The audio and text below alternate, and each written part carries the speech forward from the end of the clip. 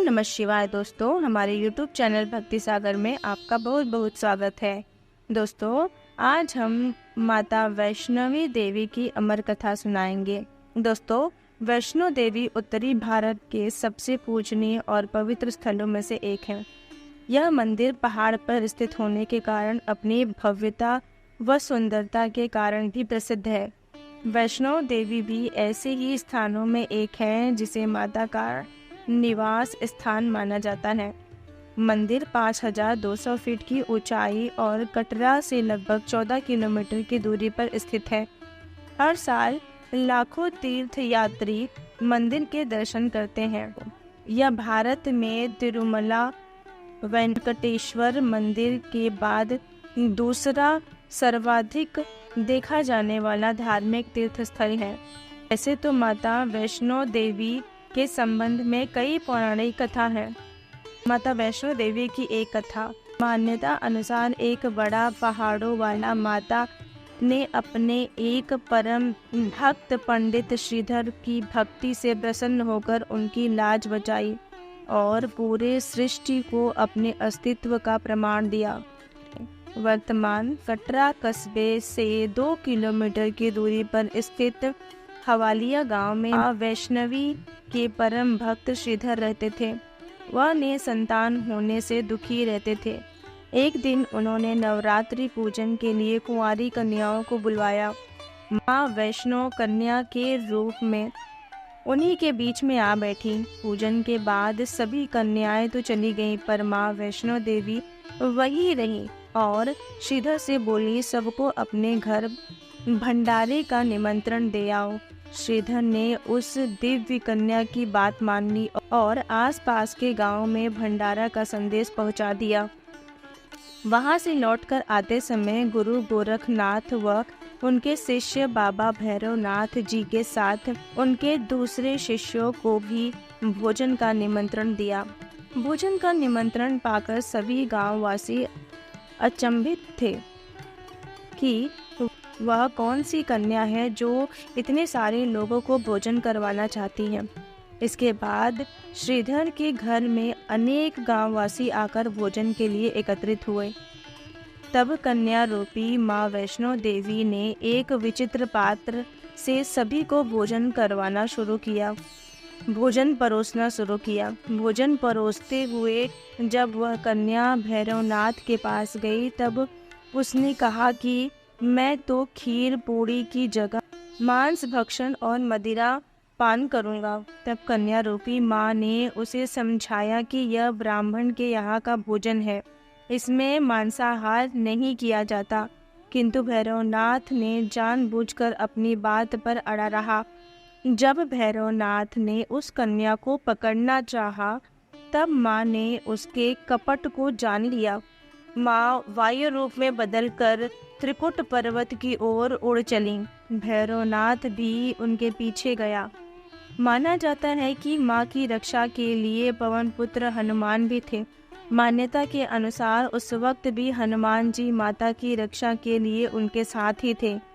हनुमान जी को प्यास लगने पर माता ने उनके आग्रह पर धनुष से पहाड़ पर बाण चलाकर एक जलाधार निकाला और उस जल में अपने केश धोए। आज यह पवित्र जलधारा बाण गंगा के नाम से जानी जाती है, जिसके पवित्र जल का पान करने या इसमें स्नान करने से श्रद्धालुओं की सारी थकावट और तकलीफें दूर हो जाती हैं। इस दौरान माता ने एक गुफा में प्रवेश कर 9 माह तक तपस्या की। भैरवनाथ भी उनके पीछे वहां तक आ गया। तब एक साधु ने भैरवनाथ से कहा कि तो जिसे एक कन्या समझ रहा है वह आदि शक्ति जगदम्बा है, इसीलिए उस महाशक्ति का पीछा छोड़ दे। भैरवनाथ साधु की बात नहीं मानी। तब माता गुफा के दूसरी ओर से मार्ग बनाकर बाहर निकल गई। वह गुफा आज भी अर्धकुमारी या आदि कुमारी या गर्भजून के नाम से प्रसिद्ध है। अर्धकुमारी के पहले नाम की चरण पादुका भी अर्धकुमारी के पहले माता की चरण पादुका भी है। यह वहाँ यह वह स्थान है जहां माता ने भागते भागते मुड़कर भैरवनाथ को देखा था। गुफा से बाहर निकलकर कन्या ने देवी का रूप धारण किया। माता ने भैरवनाथ को चेताया और वापस जाने को कहा, फिर भी वह नहीं माना। माता गुफा के भीतर चली गईं। तब माता की रक्षा के लिए हनुमान जी ने गुफा के बाहर भैरव से युद्ध किया। भैरव ने फिर भी हार नहीं मानी। जब वीर हनुमान निढाल होने लगे तब माता वैष्णवी ने महाकाली का रूप लेकर भैरवनाथ का संहार कर दिया। भैरवनाथ का सिर कटकर भवन से 8 किलोमीटर दूरी त्रिकुट पर्वत की भैरव घाटी में गिरा। उस स्थान को भैरवनाथ के मंदिर के नाम से जाना जाता है। जिस स्थान पर माँ वैष्णवी देवी ने हठी भैरव का वध किया, वह स्थान पवित्र गुफा अथवा भवन के नाम से प्रसिद्ध। इसी स्थान पर माँ काली दाएं, माँ सरस्वती मध्य और माँ लक्ष्मी बाएं पिंडी के रूप में गुफा में विराजमान थीं। इन तीनों के सम्मिलित रूप को ही माँ वैष्णो देवी का रूप कहा जाता है।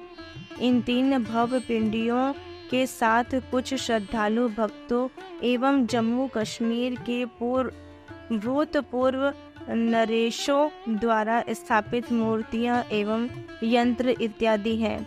यहाँ कहा जाता है कि अपने वध के बाद भैरवनाथ को अपनी भूल का पश्चाताप हुआ और उसने माँ से क्षमादान की भीख मांगी। माता वैष्णवी देवी जानती थी कि उन पर हमला करने के पीछे भैरव की प्रमुख मनसा मोक्ष प्राप्त करने की थी। उन्होंने न केवल भैरव को पुनर्जन्म के चक्र से मुक्ति प्रदान की, बल्कि उसे वरदान देते हुए कहा कि मेरे दर्शन तब तक पूरे नहीं माने जाएंगे जब तक कोई भक्त मेरे बाद तुम्हारे दर्शन नहीं करेगा।